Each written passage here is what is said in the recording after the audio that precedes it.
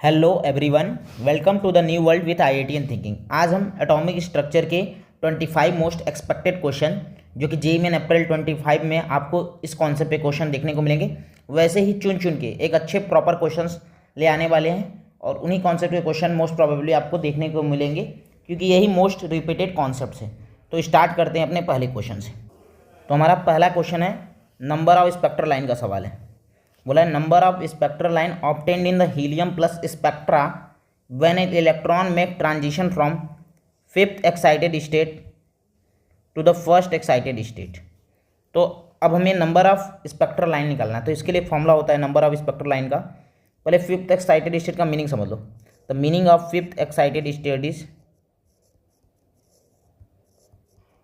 n is equal to 6 and the meaning of first excited state is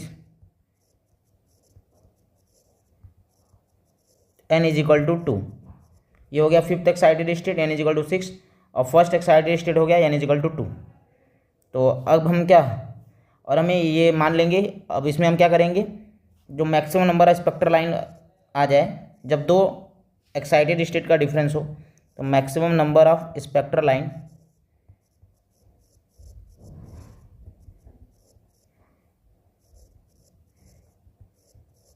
when electron transition from n1 to n2 level, तो उसके लिए formula होता है delta n multiply by delta n plus 1 divided by 2। अब delta n क्या होता है, n higher minus n lower level. तो n higher minus n lower क्या है, हायर यहाँ 6 है, लोअर 2 है, तो आ जाएगा 6 माइनस 2 4। तो यहाँ से क्या हो जाएगा 4 multiply by 4 plus 1 divided by 2। तो यहाँ से आ जाएगा 4 मल्टीप्लाई बाई 5 डिवाइडेड बाई 2, 2 से 2 कट जाएगा, 2 5 जा 10। तो नंबर ऑफ स्पेक्ट्रल लाइंस क्या हो जाएगी हीलियम प्लस स्पेक्ट्रा के लिए 10 लाइंस। तो ये सिंपल एक फॉर्मूला था। अगर कभी हमारा n1 टू n2 लेवल तक कोई भी एक्साइटेड स्टेट हो तो उसके लिए नंबर ऑफ स्पेक्ट्रल लाइन हो जाएगा delta n multiply by delta n plus divided by 1 divided by 2। Fifth excited state का मतलब होता है n is equal to 6, first excited state का मतलब होता है n इज इक्वल टू 2। ये फॉर्मूला लगा के हम सॉल्व कर लेंगे। आई होप आपको ये कॉन्सेप्ट समझ में आ गया होगा। तो इस तरह के कॉन्सेप्ट हमारे काफ़ी आते हैं, तो इस तरह क्वेश्चन को हमें प्रैक्टिस में रखना है, फॉर्मूले याद रखने हैं। नेक्स्ट सवाल हमारा क्वेश्चन है, if wavelength of the first line of the Paschen series of hydrogen atom is 720 nanometre, then wavelength of the second line of the Paschen series. तो हमें पास्चन सीरीज में पता होना चाहिए n1 कहाँ से स्टार्ट होता है। तो पास्चन सीरीज लाइमन के लिए होता है n1 इज इक्वल टू 1 और बार्मर के लिए होता है n1 इज इक्वल टू 2 और पास्चन के लिए होता है n1 इज इक्वल टू 3। ठीक है, अब बोल रहा है first line of the Paschen series क्या होगा, पहले हमें ये समझना होगा। तो first line of Paschen series का मतलब है n1 इज इक्वल टू 3 तो रहेगा, लेकिन n2 क्या हो जाएगा 4। और फिर बोला है हमें बताना है कि first line of Paschen series का वेवलेंथ दे दिया, लैम्डा दे दिया 720 नैनोमीटर। तो second line of Paschen series का वेवलेंथ बताना है।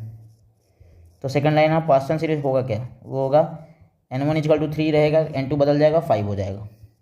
ठीक है, यही। और इसके लिए हमें लैम्डा निकालना है। तो बस हम क्या करेंगे, यूज करेंगे, इसी रिलेशन को यूज करेंगे। तो इसके लिए जो फॉर्मूला होता है हमारा, अगर मैं मान लूँ 1/λ1, फर्स्ट लाइन को λ1 बोल दूंगा, Paschen series is equal to क्या हो जाएगा, फार्मूला होता है RH Z square 1/n1 square minus 1/n2 square. ठीक है, इसको सॉल्व करेंगे तो यह आ जाएगा RH, हाइड्रोजन एटम में जेड स्क्वायर की वैल्यू 1 हो जाएगी, तो RH 1/n1 मतलब 1/3 का स्क्वायर माइनस 1/4 का स्क्वायर। सॉल्व कर देंगे तो आ जाएगा RH 9 मल्टीप्लाई बाई 16 और यहाँ क्या आ जाएगा 16 माइनस 9, तो ये आ जाएगा RH multiply by 7 divided by 9 into 16, ये पहला आ जाएगा। फिर 1/λ2 Paschen is equal to RH Z square 1/n1, तो यहाँ जेड स्क्वायर तो 1 का स्क्वायर हो जाएगा, 1/n1 3 स्क्वायर माइनस 1/5 स्क्वायर, ये आ जाएगा RH। और ये आ जाएगा 25 मल्टीप्लाई बाई 9 और ये आ जाएगा 25 माइनस 9, तो ये आ जाएगा RH multiply by 16 divided by 25 multiply by 9। ये हमारा हो जाएगा, तो इसको हम सेकंड मान लेंगे। अब हम क्या करेंगे, 1/λ1 अपन 1/λ2, इसको फर्स्ट और सेकंड को डिवाइड फर्स्ट बाय सेकंड,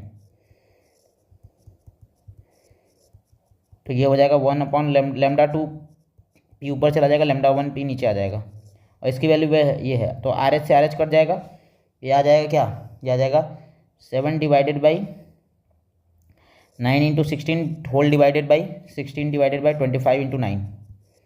इसको सॉल्व कर लेते हैं, ये आ जाएगा 7 मल्टीप्लाई बाई, ये ऊपर चला जाएगा और ये वाला यहाँ चला जाएगा, 7 मल्टीप्लाई बाई क्या आ जाएगा 25 multiply by 9 divided by 9 multiply by 16 multiply by 16, 9 से 9 कट जाएगा, ये आ जाएगा 7 डिवाइडेड, और यहाँ λ1 पी हमें पता है क्या 720, तो λ2 पी क्या आ जाएगा 720 multiply by 7 multiply by 25 divided by 16 multiply by 16। ठीक है, तो जब हम इसको सॉल्व करेंगे तो यहाँ से आ जाएगा 492 नैनोमीटर, क्या आ जाएगा 492 नैनोमीटर, तो आंसर हमारा क्या हो जाएगा 492 नैनोमीटर। तो सिंपल सा हमें फॉर्मूला लगा देना था 1/λ equal to R H Z square multiply by 1/n1 square minus 1/n2 square. Past tense series पता होना चाहिए, n1 इक्वल टू 3 से स्टार्ट होता है और फर्स्ट लाइन होता है n2 4, सेकंड लाइन होता है n2 5। सॉल्व करके निकाल लेंगे, सॉल्व कर लेंगे। तो इस तरह के क्वेश्चन काफ़ी आते रहते हैं, यहाँ पासन की जगह लाइमन और बामर सीरीज इस तरह के क्वेश्चन बन सकते थे। नेक्स्ट क्वेश्चन हमारा है the wave function psi of 2s is given by r is equal to r0, radial node is form दस r0 in terms of a0, मतलब r in terms of b0 कुल मिला के हमें इस तरह के क्वेश्चन को सॉल्व करना है। तो इस तरह क्वेश्चन को सॉल्व करने के लिए पहले तो ये समझ लेना, ये जो वेव फंक्शन वाला सवाल होता है वो श्रोडिंगर वेव इक्वेशन के कॉन्सेप्ट में आता है, और हमें ऐसा कुछ नहीं था, ये क्वेश्चन बहुत सिंपल था। जनरल मैथमेटिक्स से कैसे है, हमें ये कॉन्सेप्ट तो पता होता है ना कि रेडियल नोड का मतलब होता है जहाँ वेव फंक्शन हमारा क्या हो जाएगा, जीरो हो जाए। तो W2s मतलब wave function of 2s orbital जहाँ जीरो हो जाएगा वो नोड होगा, ये एट नोड का कंडीशन है। तो इस पूरे फंक्शन को अगर मैं जीरो कर दूंगा 1/2√2 pi 1/e0 to the power 1/2 2 माइनस r/a0 e की पावर माइनस r/2a0। तो यहाँ अगर मैं जीरो करूँगा तो ये जीरो होने, ये जीरो पूरा कट जाएगा, ये जीरो हो जाएगा, या तो ये जीरो हो या तो ये जीरो, 2 माइनस r/a0 जीरो हो या फिर e upon minus r/a0 zero. और ये तभी हो सकता है जब r की वैल्यू इनफाइनाइट हो, तो ये पॉसिबल वैल्यू है नहीं, तो इसी को जीरो होना पड़ेगा। तो 2 माइनस r/a0 को अगर मैं जीरो करूँ तो 2 इज इक्वल टू हो जाएगा r/a0, तो r इज इक्वल टू क्या हो जाएगा 2a0, क्या आ जाएगा 2a0, ये r की जगह r0 लिखा है तो r0 is equal to 2a0, तो r0 in terms of a0 क्या हो जाएगा r0 is equal to 2a0 is the answer. तो बस हमें ये पता होना चाहिए कि नोड पे हमारा क्या हो जाएगा, जो वेव फंक्शन हो जाएगा ये जीरो हो जाएगा। तो psi of 2s is equal to zero, ये जीरो होने से लगा ये या ये इन दोनों में से जीरो होगा, ये जीरो होगा तो r की वैल्यू इनफाइनाइट आ जाएगी, तो यही हमारा केवल एक r is equal to 2a0 value possible value होगी, तो 2a0 इज द आंसर। तो इस तरह क्वेश्चन आते हैं एग्जाम में, जी मीन्स का ये फेवरेट क्वेश्चन है एटॉमिक स्ट्रक्चर के लिए। अगर टफ क्वेश्चन आएगा तो इस तरह क्वेश्चन फ्रेम करता है, लेकिन ये टफ क्वेश्चन है, ये इजी क्वेश्चन है, इक्वेशन हमें टफ लग सकता है लेकिन ये सिंपल क्वेश्चन है। नेक्स्ट सवाल हमारा कह रहा है values of work function different metals के दे दिए हैं, बोला है कि the number of metal which show photo electric effect when light of wavelength 400 nanometre falls on it. तो होता क्या, मेटल सरफेस होते हैं उसमें इलेक्ट्रॉन होते हैं, तो अगर हम लाइट ऑफ सूटेबल फ्रिक्वेंसी पास कराएंगे तो अगर ये energy work function of the metal से ज़्यादा होगा, जो इनकमिंग एनर्जी होगा अगर वो हमारे W0 से ज़्यादा या बराबर होगा वर्क फंक्शन, तो हमारा क्या हो जाएगा, हमारा photo electric effect takes place हो जाएगा।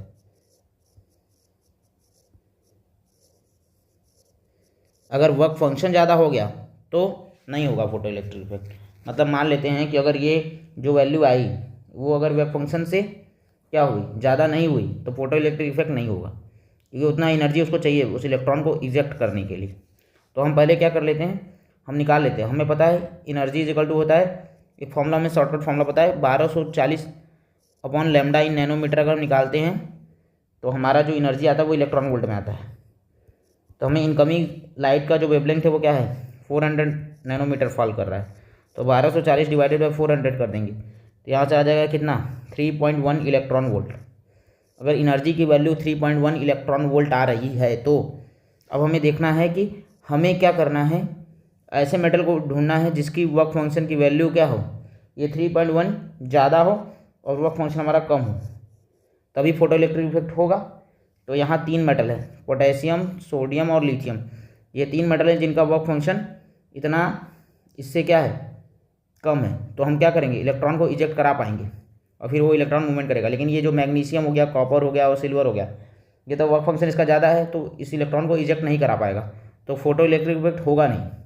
इन तीनों के लिए होगा, इन तीनों के लिए नहीं होगा। तो कितने नंबर ऑफ मेटल होंगे, तो 3 मेटल होंगे। तो कौन कौन से होंगे, लिथियम, सोडियम और पोटेशियम। ठीक है, तो आपको ये कॉन्सेप्ट समझ में आ गया। तो फोटो इलेक्ट्रिक इफेक्ट का क्वेश्चन काफ़ी कॉन्सेप्चुअल क्वेश्चन है, तो हमें देखना था इस क्वेश्चन टफ नहीं था, सिंपल था। नेक्स्ट सवाल हमारा क्या है, ये हाइजेनबर्ग अनसर्टेनिटी प्रिंसिपल का सवाल है। बोला the uncertainty in velocity and position of a minor particle like electron in space are 2.4 × 10⁻26 metre per second and 10⁻7 metre respectively. The mass of the particle in gram is. तो simple सा क्या क्या दिया है पहले वो निकाल लो। वो दिया हुआ है डेल्टा, हमें v दे दिया है, अनसर्टेनिटी इन वेलोसिटी वो दे दिया 2.4 × 10⁻26 मीटर पर सेकेंड दे दिया है। इसमें बस थोड़ा कैलकुलेशन करना होता है, क्वेश्चन बहुत सिंपल होता है। Delta x is equal to क्या दिया है, 10⁻7 मीटर। फार्मूला आपको पता है हाइजेनबर्ग अनसर्टेनिटी, तो वो होता है क्या, delta x multiply by delta v is equal to h upon, अगर मैं यहाँ पर हम थोड़ा सा फॉर्मूले को अच्छे से लिख देता हूँ। फॉर्मूला ऐसे ही लिखना, delta x multiply by delta p, तो डेल्टा p को m डेल्टा v लिख सकते हैं into delta x is equal to h upon 4 pi. यही फॉर्मूला यूज करना, हमें मास निकालना है, मास ऑफ द पार्टिकल।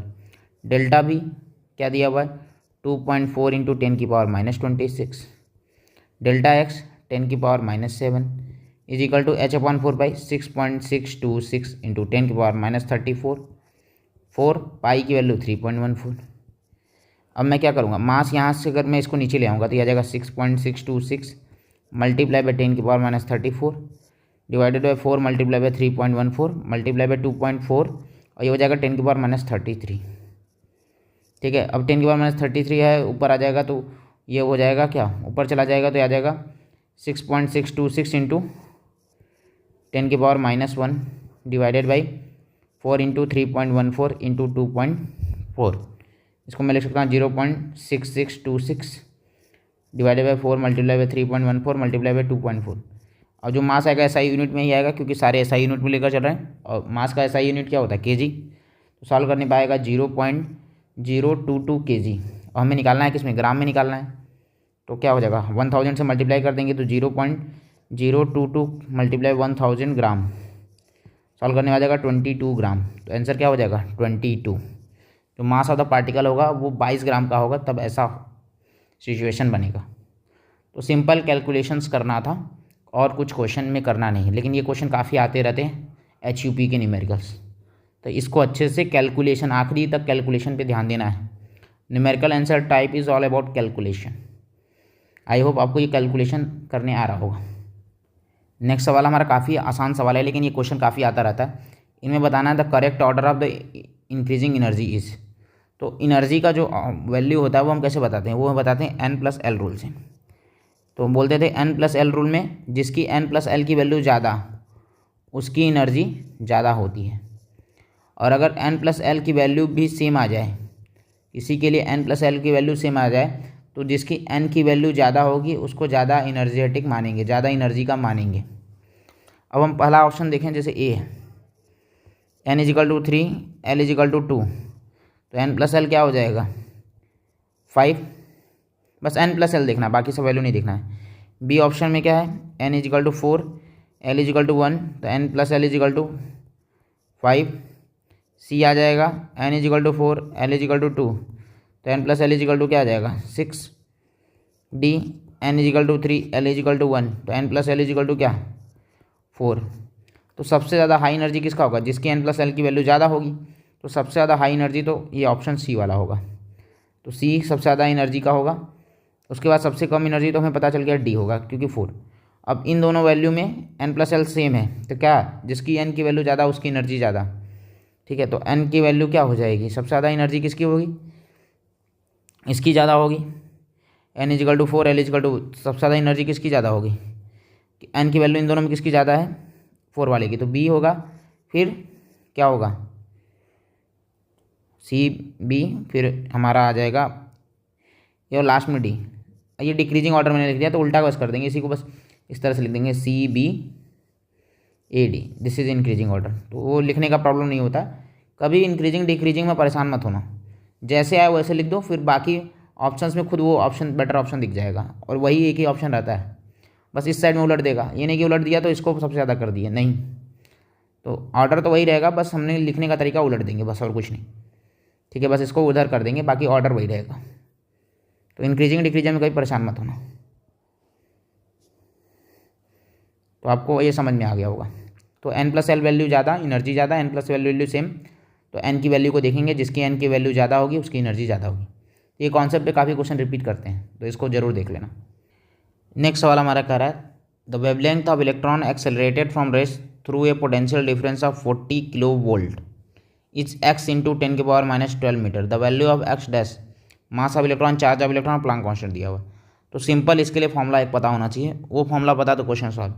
एक तो तुम्हें फॉर्मूला ये पता होता है क्या, lambda equal to h upon root में 2m के, जहाँ काइनेटिक एनर्जी होगी, और काइनेटिक एनर्जी का चार्ज है और किसी पोटेंशियल से एक्सेलरेट कर रहा है, तो ये हो जाएगा h अपॉन अंडर में 2m क्यूब ही।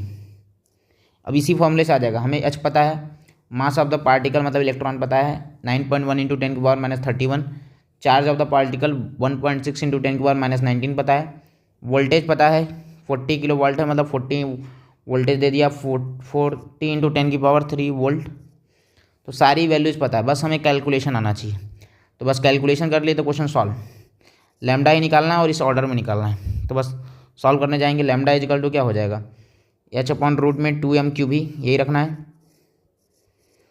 रखना शुरू करते हैं। h की वैल्यू 6.63 इंटू 10⁻34, रूट में 2m क्यूब ही, मतलब root 2 multiply by mass of the particle 9.1 into 10⁻31 kg, multiply by charge of particle 1.6 into 10⁻19, और वोल्टेज ऑफ द 40 इंटू 10⁻3, ठीक है। अब इसी को बस हमें क्या करना है, सॉल्व कर लेंगे। तो सॉल्व करने पे जो हमारा आंसर आएगा वो आएगा 6.14 इंटू 10⁻12 मीटर, इस ऑर्डर में आएगा लैम्डा। तो यहाँ से हमें बोला है नियरेस्ट इंटीजर बताना है, तो 6.14 का नियरेस्ट इंटीजर 6 हो जाएगा, तो जो x है वो हो जाएगा 6, तो lambda is to 6 into 10⁻12 metre. तो यहाँ x इंटू 10⁻12 से जो x की वैल्यू आ जाएगी वो क्या आ जाएगी, 6 आ जाएगी, क्या आ जाएगी, 6 आ जाएगी। तो बस इसका कैलकुलेशन करना था, तो हम क्वेश्चन को सॉल्व कर लेते, तो इसका कैलकुलेशन हमें करना था बस सिंपल। नेक्स्ट सवाल हमारा क्या करा है, बोला a 50 watt bulb emits monochromatic red light of wavelength of 795 nanometre, the number of photon emitted per second by the bulb is x into 10⁻20, the value of x निकालना है, ठीक है। तो इसके लिए हमें एक फार्मूला पता होता है, फार्मूला क्या होता है, E equal to energy equal to NHc upon lambda, ये हमें फार्मूला पता होता है। लैम्डा दे दिया है, n हमें निकालना है नंबर ऑफ फोटोन, लेकिन उसकी वैल्यू x इंटू 10⁻20 का ऑर्डर दे दिया हुआ है। एनर्जी हम कैसे निकालेंगे, तो 50 वाट बल्ब है तो वो 50 जूल पर सेकेंड दे रहा होगा, तो जो 50 जूल होगा वही उसकी एनर्जी हो जाएगी।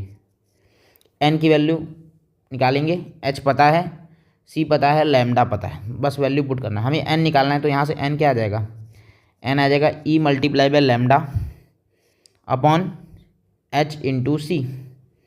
एनर्जी क्या है 50 जूल, सब ऐसा यूनिट में रख देंगे। लैम्डा 795 है, उसको मीटर में रखेंगे, 795 इंटू 10⁻⁹। h की वैल्यू रख देंगे 6.63 इंटू 10⁻34। c की वैल्यू रख देंगे 3 इंटू 10⁸ मीटर पर सेकेंड। अब बस इसी वैल्यू इसको क्या कर देना है, सॉल्व कर लेना है। तो सॉल्व करेंगे तो आ जाएगा 1.99 इंटू 10⁻20, और हमें x इंटू 10 के, तो x नियरली इंटीजर बता रहा है, तो नियरली इंटीजर इसका क्या हो जाएगा 2 इंटू 10⁻20, तो x की वैल्यू क्या हो जाएगी, अगर 0.2 डेसिमल तक ये होगा और बाकी यहाँ तक हो जाएगा x की value 2।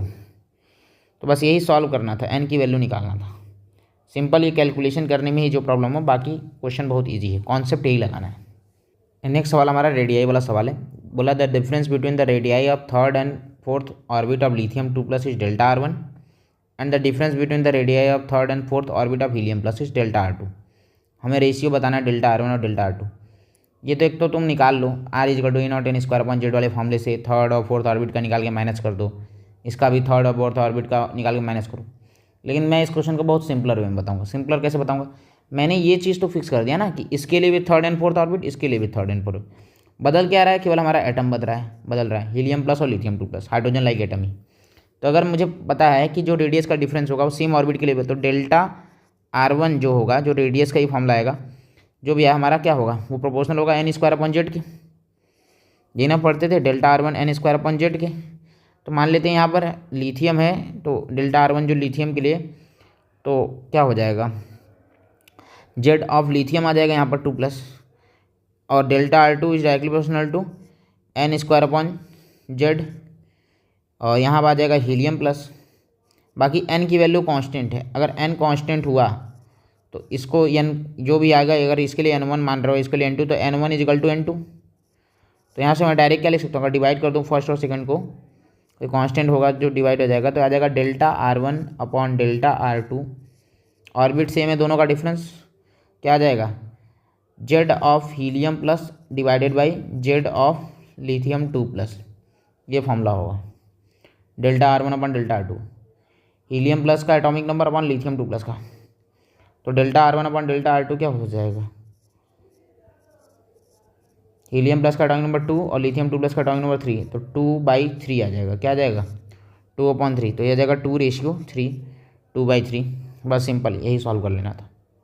Question number 10, question number 10 हमारा क्या कर रहा है, कर रहा है इस मैच तो कॉलम में क्वांटम नंबर बताना, ऑर्बिटल बताना है। तो क्वांटम नंबर ऑर्बिटल बताने के लिए हमें एन और एल की वैल्यू बतानी चाहिए। उसके लिए हमें कुछ वैल्यूज याद होनी चाहिए। वैल्यूज क्या होगी, अगर एल की वैल्यू 1 होगी, एल की वैल्यू 0 होगी तो वो एस ऑर्बिटल है, एल की वैल्यू 1 हुई तो वो पी ऑर्बिटल के लिए होता है, L equal to 2 D orbital के लिए, डी सबसेल के लिए, और L equal to 3 F subshell के लिए, सबसेल होता है। तो अब हमें बताना है ये क्या क्या ऑर्बिटल है। तो अगर एन इजकल टू 2 है और एल इजकल टू 1 है, तो एल इजकल टू 1 तो पी हो जाएगा, और ये हो जाएगा क्या, 2p ऑर्बिटल। अगला है N equal to 3, L equal to 2, तो एन इजकल टू 3 तो 3 रहेगा, एल इजकल टू 2 किसके लिए, डी के लिए, एल इजकल टू 1 पी के लिए था, तो आ जाएगा 3d। अगला है N equal to 3, L equal to 0, तो एन इजकल टू 3 तो रहेगा, एल इजकल टू 0 किसके लिए होता है, एस के लिए, तो ये 3s हो जाएगा। अगला है N equal to 2, L equal to 0, तो ये क्या हो जाएगा, N equal to 2, L equal to 0 S के लिए होता है, तो ये 2s हो जाएगा। तो 2p, 3d, 3s और 2s। अब बस इसको मैच कर लेना है। तो N equal to 2, L equal to 1 क्या हो जाएगा, 2p, ए का थर्ड, ये हो जाएगा। फिर N equal to 3, L equal to 2, 3d, B का फोर्थ, इन दोनों में है। सी का देखेंगे, N equal to 3, L equal to 0, 3s, तो सी का सेकंड इसमें है, इसमें नहीं है, तो ये क्रॉस हो गया। और उसके बाद डी की बात करें तो N equal to 2, L equal to 0, 2s, D का फर्स्ट, तो option A is the correct answer हो जाएगा। तो इस तरह क्वेश्चन भी आते रहते हैं कि हमें एन और एल की वैल्यू देकर ऑर्बिटल पूछ लेता है, ठीक है। नेक्स्ट क्वेश्चन नंबर जो हमारा 11 है वो हमारा इन्फॉर्मेशन बेस्ड क्वेश्चन है। तो हमें एक पता होना चाहिए, क्वेश्चन दिया है स्पेक्ट्रल सीरीज ऑफ हाइड्रोजन दे दिया है और स्पेक्ट्रल रीजन बताना है। तो लाइमन सीरीज जो होता है ना, ये इन्फॉर्मेशन बेस्ड क्वेश्चन है, जो लाइमन सीरीज होता है वो यूवी रीजन में पाया जाता है। किसमें, UV, ultraviolet region. Balmer series होता है वो विजिबल रीजन में उसके रेज पाए जाते हैं, जो भी इमिशन होता है वो विजिबल रीजन में। अब बाकी उसके बाद लाइमन बार जितने भी पास्चन, ब्रैकेट, पी फंड हैं, ये सब कहाँ पाए जाते हैं, इंफ्रारेड। पास्चन और पी फंड जो हैं सीरीज हाइड्रोजन के, वो इंफ्रारेड, इसमें भी इंफ्रारेड और इसमें भी इंफ्रारेड, तो 2 ऑप्शन इंफ्रारेड रीजन का है। तो देखना पड़ेगा कौन बेस्ट ऑप्शन है। तो ए का हो जाएगा लाइमन यूवी, ए का सेकेंड 2 ऑप्शन में दिख रहा है, और बी का क्या, बी का फोर्थ एक ही ऑप्शन में दिख रहा है, तो सी तो करेक्ट होगा। बाकी पास्चन फर्स्ट, सी का थर्ड इंफ्रारेड, और बी फंड भी इंफ्रारेड, तो दोनों, तो option C is the correct answer. तो ये इन्फॉर्मेशन बेस्ड क्वेश्चन है और इस तरह क्वेश्चन काफ़ी आते रहते हैं, तो ये हमें देख लेना है, ठीक है। आई होप आपको ये समझ में आ गया होगा।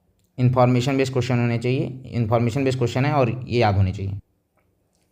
नेक्स्ट सवाल हमारा कह रहा है if lambda naught and lambda be the threshold wavelength and wavelength of the incident light the velocity of photo electron ejected from the metal surface. तो फोटो इलेक्ट्रिक इफेक्ट का क्वेश्चन है, हमें पता ही है एनर्जी इजकल टू क्या होता था, ये हमें पता ही H nu is equal to H nu naught plus half M B square, ये रिलेशन होता था। यहाँ में से वेलोसिटी ऑफ फोटो इलेक्ट्रॉन निकालना है। अब हमें न्यू को लेमडा में बदलना है, तो ये हो जाएगा H C upon lambda is equal to H C upon lambda naught हो जाएगा और plus half M B square हो जाएगा। तो यहाँ से हाफ एम बी स्क्वायर क्या आ जाएगा, हाफ एम बी स्क्वायर आ जाएगा H C upon lambda minus H C upon lambda naught. यहाँ से एच सी कॉमन ले लेंगे, आ जाएगा 1 upon lambda minus 1 upon lambda not, और भी स्क्वायर है अपॉन, और यहाँ 2 ऊपर चला जाएगा और m नीचे आ जाएगा, तो बी स्क्वायर क्या आ जाएगा 2hc अपॉन m, यहाँ आ जाएगा lambda naught minus lambda upon lambda into lambda naught. तो भी की वैल्यू क्या आ जाएगी अंडर रूट में 2hc upon m lambda naught minus lambda upon lambda multiply by lambda naught. तो ये हमारा क्या आ जाएगा वेलोसिटी ऑफ फोटो इलेक्ट्रॉन आ जाएगा। तो option C is the correct answer. तो सिंपल, हमें फोटो इलेक्ट्रिक इफेक्ट का रिलेशन पता था, उससे हम क्या कर लिए वेलोसिटी निकाल लिए, क्योंकि ये kinetic energy half M B square formula होता है। तो इस तरह क्वेश्चन को इस तरह अटेम्प्ट करना है। नेक्स्ट सवाल हमारा कह रहा है the orbital angular momentum for an electron revolving in an orbit is given by the formula L under root में L multiply L plus 1 h/2 this momentum for S electron. तो हमें पता होना चाहिए फॉर एस ऑर्बिटल या S subshell जो हमारी L की वैल्यू होती है वो क्या होती है 0 होती है। तो अगर हम ऑर्बिटल एंगुलर मोमेंटम इसके लिए निकालें, एस के लिए निकालें, तो फार्मूला तो हमारा ये लगेगा root multiply by L plus 1 multiply h/2 और एल की वैल्यू 0 हो जाएगी, तो 0 multiply by 0 plus 1 multiply by h/2। तो ऑर्बिटल एंगुलर मोमेंटम क्या आ जाएगा 0 आ जाएगा, क्या आ जाएगा 0 आ जाएगा। तो option A is the correct answer 0। ठीक है, तो ये फॉर्मूला लगा कि इस क्वेश्चन को सॉल्व कर लेना था। इस तरह क्वेश्चन भी काफ़ी रिपीटेटिव है। नेक्स्ट क्वेश्चन में हमारा इन्फॉर्मेशन बेस्ड क्वेश्चन है, जैसे एम, अब इसमें एन और एल, एम, एस और एम एल की वैल्यू। तो एन क्या होता है तुम्हारा प्रिंसिपल क्वांटम नंबर। तो प्रिंसिपल क्वांटम नंबर क्या बताता है, वो बताता है साइज़ ऑफ द ऑर्बिटल। क्या बताता है साइज़ ऑफ ऑर्बिटल। अगर मैं बात करूँ एल की, तो एल होता है हमारा एजीम्यूथल क्वांटम नंबर, वो क्या बताता है शेप ऑफ द ऑर्बिटल। क्या बताता है shape of the orbital. M L क्या हमारा जो होता है इसको बोलते हैं मैग्नेटिक क्वांटम नंबर, ये हमारा क्या बताता है, तो मैग्नेटिक क्वांटम नंबर हमारा बताता है orientation of the orbital, orientation उस ऑर्बिटल का कैसा है। और एम एस क्या बोलता है spin of electron, M S क्या होता है स्पिन क्वांटम नंबर, और ये क्या बताता है स्पिन ऑफ इलेक्ट्रॉन। देख लो तो वो यहाँ से हो जाएगा। अगर मैं इसका ऑप्शंस तो दिया नहीं, लेकिन अब मैच कराना हो तो एम एल क्या है बताता ओरिएंटेशन, तो ए का हो जाएगा 3rd, बी का हो जाएगा M S orientation of spin of electron, B का 4th, सी एल की वैल्यू शेप बताता है 1st, और डी एन की वैल्यू वो बताता है साइज 2nd। तो ये ऑप्शन हो जाएगा। आई होप आपको ये समझ में आ गया। सिंपल इन्फॉर्मेशन बेस्ड क्वेश्चन कि क्या हमारा क्या इन्फॉर्मेशन देता है, डिफरेंट क्वांटम नंबर क्या हमारी इन्फॉर्मेशन देते हैं, इसके क्वेश्चन है ये। नेक्स्ट सवाल हमारा कह रहा है according to law of photo chemical equivalence the energy observed in erg per मोल में बताना है। एच की वैल्यू, सी की वैल्यू और एन ए की वैल्यू दे दिया। तो एनर्जी हमें अर्ग पर मोल में बताना है, बस हमें यूनिट सीजीएस में लेना है कुल मिला के बस, और बस कैलकुलेशन सिंपल रखना है। तो फॉर्मूला लगा देंगे, तो फॉर्मूला क्या हो जाएगा, फॉर्मूला तो ये लगेगा E is equal to H C N A upon lambda. ठीक है, ये लगेगा फॉर्मूला। अब एच की वैल्यू सीजीएस में दे भी दिया है 6.62 इंटू 10⁻⁻27 अर्ग। स्पीड ऑफ लाइट 3 इंटू 10⁻10 हो जाएगा। ठीक है, सीजीएस यूनिट सेंटीमीटर पर सेकेंड। एन ए की वैल्यू हो जाएगी, ये तो होती है 6.02 इंटू 10⁻23 मोल यूनिवर्स, ये तो होगा ही होगा। और लैम्डा, लैम्डा के टर्म में ही निकालना है, तो ये बस इसी को पूरा क्या कर देना है सॉल्व कर देना है। जब सॉल्व करेंगे तो ये आ जाएगा करीब 1.196 इंटू 10⁸ अपॉन लैम्डा। तो option A is the correct answer. Question tough नहीं था, बस कैलकुलेट करना था और हमें सीजीएस में सारी वैल्यू लिखनी थी, और सीजीएस में वैल्यू दी भी है, तो सिंपल है कैलकुलेशन। नेक्स्ट क्वेश्चन हमारा लॉ, डिफरेंट जितने भी रूल्स होते हैं क्वांटम नंबर में इलेक्ट्रॉन को फिल करने के लिए, उसके बारे में बोला है। तो जो हमें स्टेटमेंट दिया है इनमें बताना है कौन सा स्टेटमेंट इसके लिए सही है। In a given atom no two electron can have the same value of all the 4 quantum number, this is called, ये हमें पता करना है। तो पहले हम बता दें, सोचें कि क्या क्या नहीं हो सकता। देखो अनसर्टेनिटी प्रिंसिपल तो हो नहीं सकता, क्यों, वो बोलता क्या अनसर्टेनिटी प्रिंसिपल की किसी भी टाइम पर हम position of electron and velocity of electron या momentum of the electron simultaneously determine नहीं कर पाएंगे, तो ये तो नहीं होने वाला है। अबव प्रिंसिपल भी नहीं होगा। अबव प्रिंसिपल क्या बोलता है, electrons are filled in the order of their increasing energy. Hund's rule क्या बोलता है, हुंस रूल बोलता है कि हम एक एक इलेक्ट्रॉन को डबलिंग तब तक नहीं करेंगे जब तक हमारा एक एक इलेक्ट्रॉन सिंगली ऑक्यूपाइड ना हो जाए। तो बचा हमारा पॉली, तो यही हमारा आंसर होगा।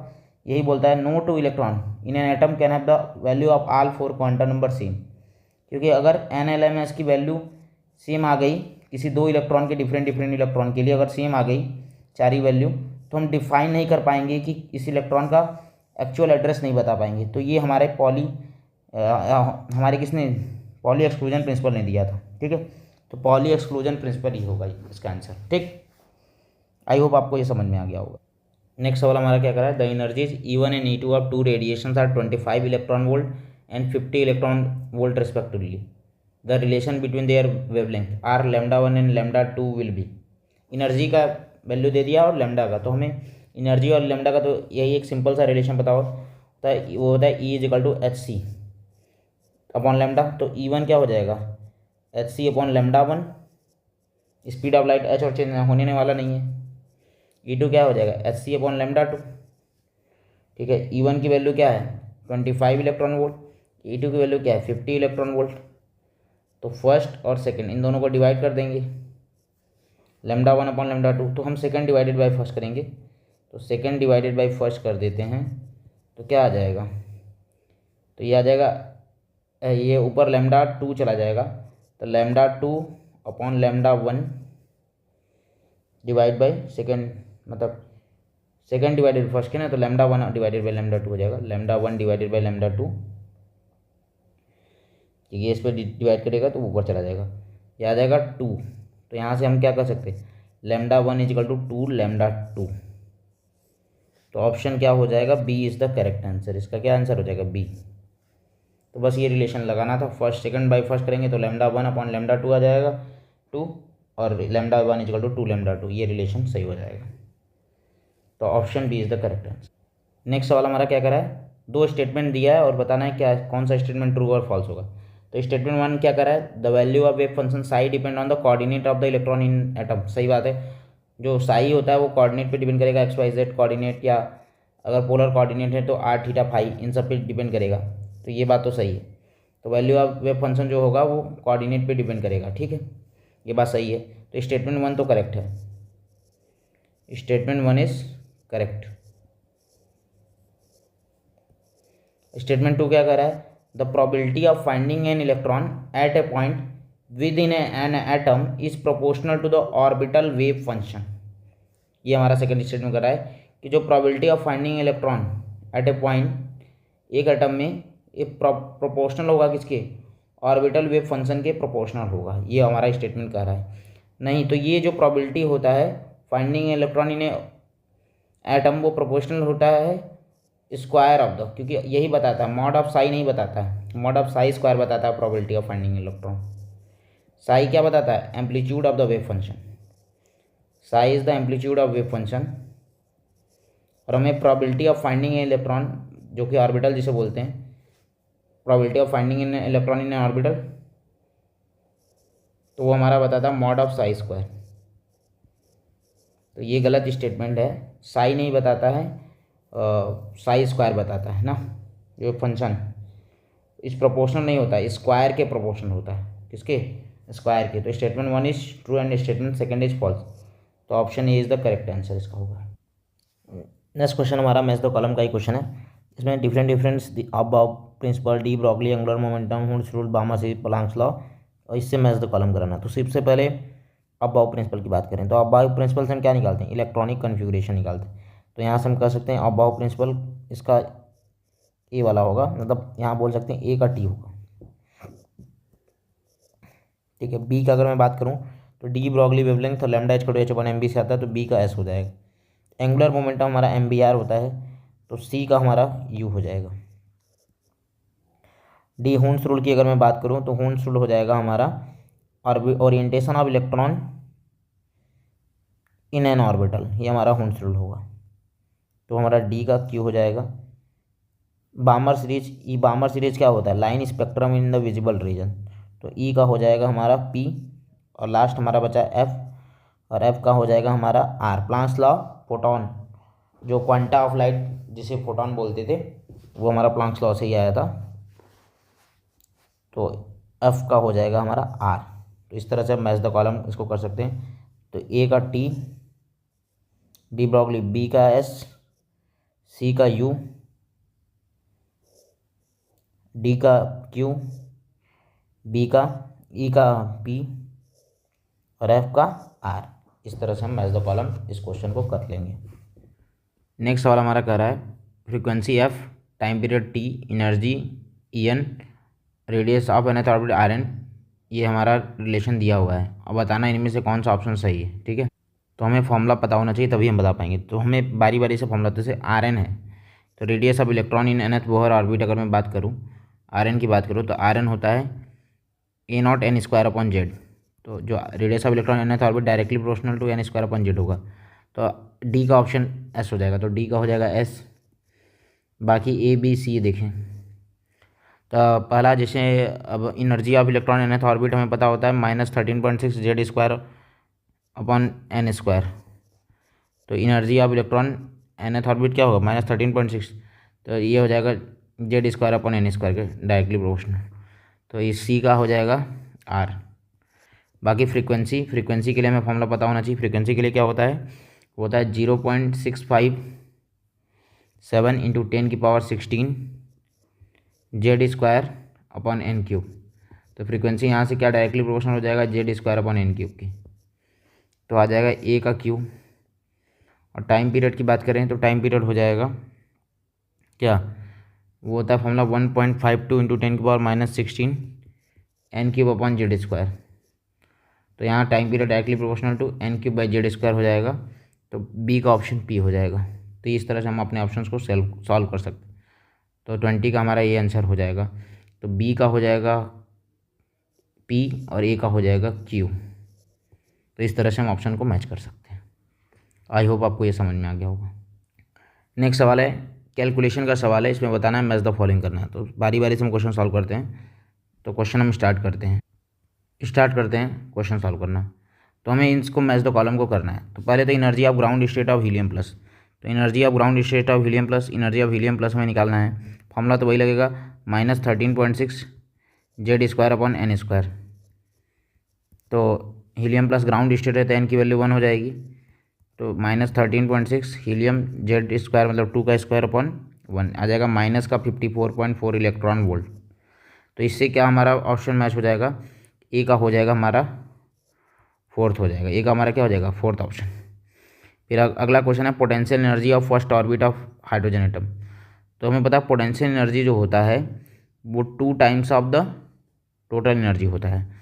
तो ये जो फॉर्मूला हो जाएगा और माइनस साइन के साथ ही होगा। तो पोटेंशियल एनर्जी अगर हमें निकालना है तो potential energy of helium hydrogen atom, तो वो फार्मूला हो जाएगा इसका 13.6 मल्टीप्लाई बाई 2 हो जाएगा 2 times of total energy E N, 2 multiply by -13.6 Z square मतलब एटॉमिक नंबर 1 का स्क्वायर अपॉन 1 का स्क्वायर। तो यहाँ से क्या आ जाएगा, सॉल्व करने पर आ जाएगा -27.2 इलेक्ट्रॉन वोल्ट।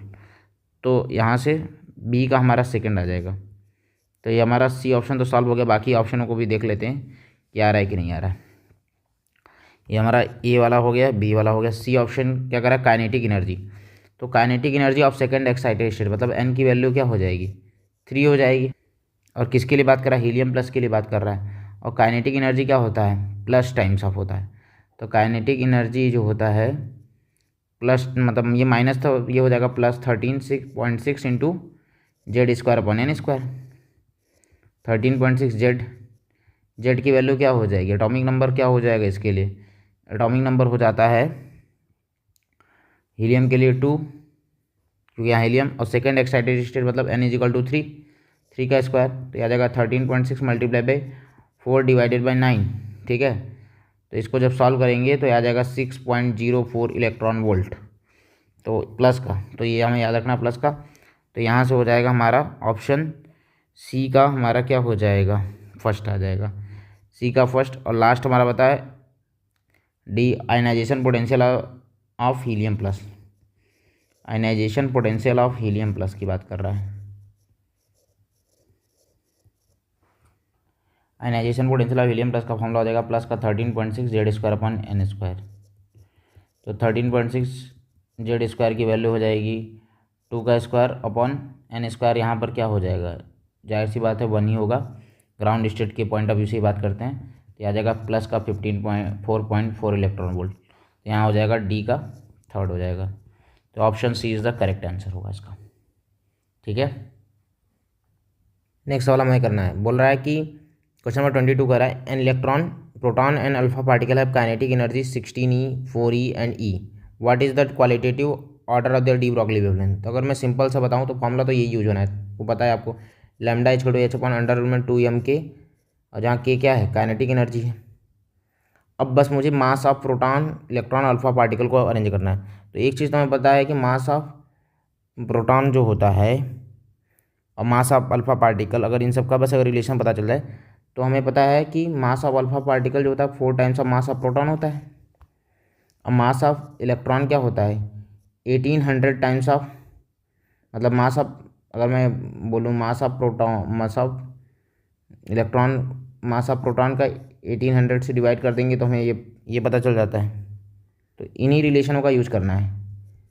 अब जैसे मुझे निकालना है लैम्डा ई, तो ये आ जाएगा एच अपॉन में अंडर रूट में 2m, मास ऑफ प्रोटॉन के टर्म में हमें लिखना है, तो मास of proton divided by 1800 multiply by electron के लिए कितनी एनर्जी 16, इतना हो जाएगा। इसको सॉल्व कर लेंगे, लैम्डा पी क्या आएगा, एच अपॉन अंडर रूट में 2m पी इंटू इसका 4e आ जाएगा, यहाँ 16 है, और लैम्डा अल्फ़ा क्या आ जाएगा एच अपॉन अंडर रूट में 2 mass of alpha, mass of alpha particle क्या हो जाएगा 4 times of the mass of proton multiply by क्या आ जाएगा ई आ जाएगा। ये फॉर्मूला हमें लगेगा, काइनेटिक एनर्जी यहाँ पर ई ही है, बस इसी को सॉल्व कर ले। तो अगर मैं इन दोनों को देखूँ तो ये लैम्डा पी तो सेम आ जाएगा, lambda P equal to H upon under root में इसमें रखेंगे तो आ जाएगा 8 8 mass of proton into E, lambda alpha क्या आ जाएगा एच अपॉन अंडर रूट में 8 MPE। तो lambda P is equal to lambda alpha, ये तो कन्फर्म है। ये किस ऑप्शन में है, एक ही ऑप्शन में इस वाले में है, तो आंसर तो ये हो गया। क्या लैम्डा इलेक्ट्रॉन ज़्यादा होगा, तो अगर मैं इसको देखूँ तो ये क्या हो सकता है, इसको अगर मैं सिंपली सॉल्व करने की कोशिश करूँ तो एच अपॉन में ये हो जाएगा। अगर मैं इसको इसी फॉर्म में बनाऊँ 8 MP बनाना है तो मुझे क्या करना होगा, lambda is equal to H upon under root में 8 MPE करना है, mass of proton into E करना है।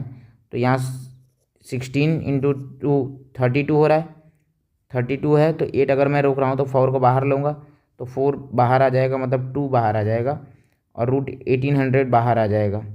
तो रूट 1800 बाहर जाएगा तो ऊपर मल्टीप्लाई हो जाएगा रूट में 1800, तो ये समथिंग लाइक दैट, ये काफ़ी बड़ा वैल्यू है, तो इसीलिए लैम्डा इलेक्ट्रॉन क्या हो जाएगा, ज़्यादा हो जाएगा। तो इस तरह से इस क्वेश्चन को सॉल्व कर लेना, तो option A is the correct answer. अगला क्वेश्चन है हमारा, the quantum number +1/2 and -1/2 for the spin of electron क्या रिप्रेजेंट करता है। जैसे कोई है इलेक्ट्रॉन, ये हम लोगों ने फिल कर दिया, तो अगर हम इसको मान लिया +12 और इसको मान लिया -12, तो ये कोई गारंटी नहीं है कि हम इसको +12 और -12 मानेंगे। हम इसी में हम इसको भी, जो ऊपर रहेगा उसको भी -12 और इसको +12 मान सकते हैं। कोई फिक्स नहीं है कि किसको क्या मानना है। ये नहीं कि जो प्लस होगा वो क्लॉकवाइज होगा या एंटी क्लॉकवाइज, ऐसा कोई एनालॉग नहीं है कि जो ऊपर होगा वो क्लॉकवाइज एंटी क्लॉकवाइज, ये कोई है। तो rotation of the electron in clockwise plus आप बोलते हैं और एंटी क्लॉकवाइज को माइनस आप, ऐसा कुछ नहीं होता है। Rotation of the electron in anti clockwise को प्लस आप, क्लॉकवाइज को, ऐसा कुछ होता नहीं। Magnetic moment of the electron pointing up and down, ये भी नहीं। Two quantum mechanical spin state which have no classical analogue, इसका आंसर डी होगा। कोई क्लासिकल एनालॉग नहीं माना गया है कि इसका ऊपर होगा, इसमें किसी को भी प्लस, आप बस ये है इसको प्लस मान लिया तो इसको माइनस मानना पड़ेगा, या इसको माइनस मान लिया तो उसके अपोजिट वाले को प्लस मानना पड़ेगा। लेकिन ये क्लॉकवाइज एंटी क्लॉकवाइज कुछ नहीं डिसाइड करता है, बस सिंपल एक ही इसके लिए स्टेटमेंट है, 2 क्वांटम मैकेनिकल स्पिन स्टेट जिनका कोई क्लासिकल एनालॉग नहीं होता है कि ये प्लस होगा तो क्लॉकवाइज होगा, माइनस होगा तो एंटी क्लॉकवाइज, ऐसा कुछ नहीं होता है। लेकिन हाँ, अगर एक फिक्स कर दिया प्लस हाफ तो दूसरा माइनस हाफ हो जाएगा अपोजिट वाला, या उसको माइनस हाफ कर दिया तो इसको प्लस हाफ बोल देंगे, ये याद रखना है। नेक्स्ट क्वेश्चन हमारा क्या कर रहा है, the subshell that arise after F subshell is called ji subshell. ये बात सही है कि जो एफ सबसेल के बाद अब नया सेल आएगा वो जी सबसेल होगा। अब बोला it contains 18 electron and 9 orbital. हाँ, ये बात सही है कि इसमें 18 इलेक्ट्रॉन और 9 ऑर्बिटल होगा। ऐसा क्यों होगा इसकी हम बात करेंगे। तो अगर मैं इसकी बात करने से पहले इसको थोड़ा इसके लिए मैं बता देता हूँ रूल कैसे, फॉर्मूला हम लोगों ने रटा हुआ है, उस फॉर्मूले को देखो कैसे अप्लाई करते हैं। तो अगर जी सबसेल आएगा तो अगर मैं एल की वैल्यू पॉइंट ऑफ व्यू से बात करूँ तो अगर मैं बोलूँ एल 0 होता है किसके लिए, एस सबसेल के लिए, L1 होता है पी के लिए, पी सबसेल के लिए, L2 होता है डी सबसेल के लिए, L3 होता है एफ सबसेल के लिए, और L4 होगा जी सबसेल के लिए। तो ये तो हाँ, तो L4 होगा जी सबसेल के लिए। तो अगर किसी सबसेल में इलेक्ट्रॉन मैक्सिमम इलेक्ट्रॉन और ऑर्बिटल बताना है तो मैक्सिमम जो इलेक्ट्रॉन होता है उसका फॉर्मूला होता है 4l+2, और मैक्सिमम ऑर्बिटल का फॉर्मूला होता है 2l+1। पुट कर देंगे वैल्यू तो ये आ जाएगा 4 मल्टीप्लाई बाई एल की वैल्यू क्या है जी सबसेल के लिए 4 + 2 क्या आ जाएगा 18, और 2 मल्टीप्लाई बाई एल की वैल्यू क्या हो जाएगी 4 + 1 तो ये आ जाएगा 9। तो 18 इलेक्ट्रॉन और 9 ऑर्बिटल्स। ठीक है, ये हमारा हो जाएगा आंसर, ये हो गया। बी ऑप्शंस क्या है, तो पहला स्टेटमेंट तो हमारा सही है क्योंकि अगर मैं इस पर रख दिया तो 9 ऑर्बिटल, तो ये पहला स्टेटमेंट सही है। अगर मैं सेकंड स्टेटमेंट की बात करूं तो सेकंड स्टेटमेंट करा है it correspond to L equal to 4 and first occur in 5th energy level. हाँ, जाहिर सी बात है कि एन की वैल्यू एल से बड़ी होगी, अगर एल की वैल्यू 4 है तो एन की वैल्यू क्या होगी 5 से ही होगी, तो 5 से स्टार्ट होगी, ये बात भी सही है। जी ऑर्बिटल क्या है मैक्सिमम 2 इलेक्ट्रॉन। हाँ, अगर एक जी सबसेल के जी ऑर्बिटल की बात करें तो एक ऑर्बिटल मैक्सिमम 2 इलेक्ट्रॉन हो सकते हैं, ये भी सही है। तो इसीलिए 9 ऑर्बिटल में 18 इलेक्ट्रॉन हो गए, तो ये भी सही है। तो all the above statement are true, तो इसका आंसर क्या हो जाएगा, ऑप्शन हमारा डी हो जाएगा इसका आंसर। इसका आंसर क्या हो जाएगा, ऑप्शन डी। तो ऑप्शन हमारा जो होगा डी इसका करेक्ट आंसर होगा। नेक्स्ट क्वेश्चन हमारा करा है तो orbital diagram in use the Aufbau principle violated. तो अबव प्रिंसिपल क्या बोलता है, अबव प्रिंसिपल ये बोलता है electron are filled in the order of increasing energy. जब तक लोअर एनर्जी को भरेंगे नहीं हायर एनर्जी में जाएंगे नहीं। तो यहाँ लोअर एनर्जी फिर लोअर, फिर उसके बाद हायर हायर बढ़ते चले जा रहे हैं, सही है। यहाँ लोअर भरा नहीं लेकिन हायर में चले गए, तो ये गलत तरीका है। तो यही अबव प्रिंसिपल को वायलेट कर रहा है, मतलब अबव प्रिंसिपल को फॉलो नहीं कर रहा था, ऑप्शन बी। यहाँ भर दिया फिर आगे बढ़ते जाएंगे, यहाँ आगे बढ़ते जाएंगे, तो ये सब सही है। यही हमारा क्या है, अबव प्रिंसिपल को वायलेट कर रहा है। तो इस तरह क्वेश्चन आते रहते हैं। तो हम लोगों ने सारे क्वेश्चंस के जितने भी 25 इंपॉर्टेंट क्वेश्चन को डिस्कस कर लिया है। हम लोगों ने मोल कॉन्सेप्ट पहले ही डिस्कस कर लिया, सेकंड चैप्टर हमारा एटॉमिक स्ट्रक्चर, और हम थर्ड चैप्टर केमिकल बॉन्डिंग को करेंगे। और सारे क्वेश्चन इसी बेसिस पे, इसी कॉन्सेप्चुअल बेसिस पे आपको एग्जाम में देखने को मिलेंगे। तो कुछ कुछ क्वेश्चन ईजी लग सकते हैं, लेकिन ये इस चैप्टर से थोड़े ईजी क्वेश्चन भी आते हैं। और हमें बेसिक इन्फॉर्मेशन क्वेश्चन याद होने चाहिए, फॉर्मूले याद होने चाहिए, मैच द कॉलम के क्वेश्चन, इन सब क्वेश्चनों को क्लियर करना है, नोट निकालना है, इन सब का क्लियर करना है। आई होप आपको ये पूरा अच्छे से समझ में आ गया होगा और सारे क्वेश्चनों को अच्छे से सॉल्व कर लेंगे। Thank you.